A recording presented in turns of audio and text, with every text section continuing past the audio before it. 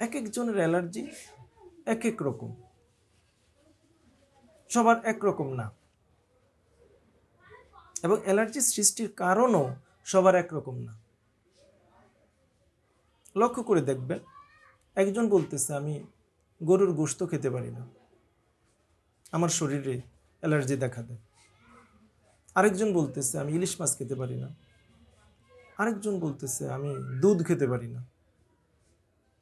কি বোঝা যায়? এমন রোগীও পাওয়া যায় বলতেছে আমি পালং শাক খেতে পারি না, আমি মসুর ডাল খেতে পারি না।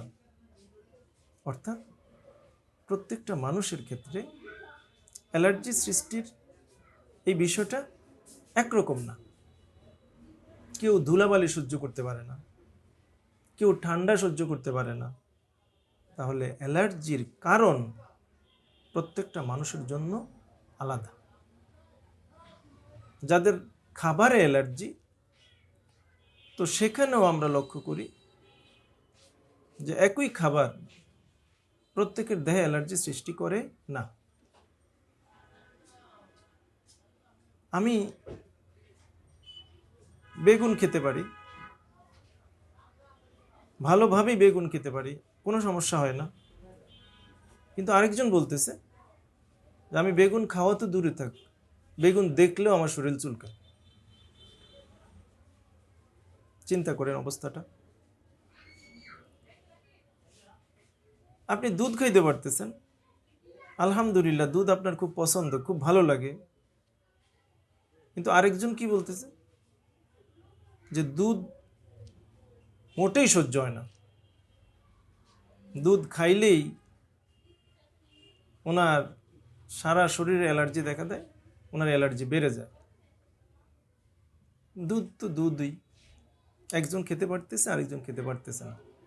তাহলে অ্যালার্জি দুধের মধ্যে না আপনার শরীরের মধ্যে?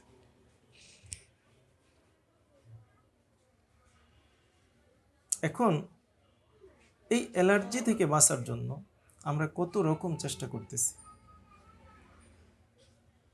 প্রতিদিন ওষুধ খাইতেছি, প্রতি বছর ওষুধ খাইতেছি, কিন্তু অ্যালার্জির থেকে কোনো মুক্তি নাই। আমরা চাই অ্যালার্জি থেকে স্থায়ীভাবে মুক্তি পেতে। কিভাবে সেটা সম্ভব?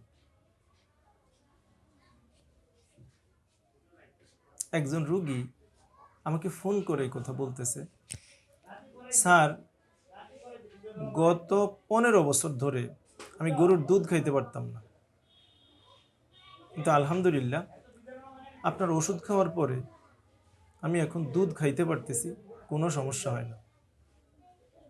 দুধ খাইলেই আমার পাতলা পায়খানা শুরু হয়ে যেত, আমি পুরো অসুস্থ হয়ে যেতাম, এখন সেগুলো কিছুই হয় না।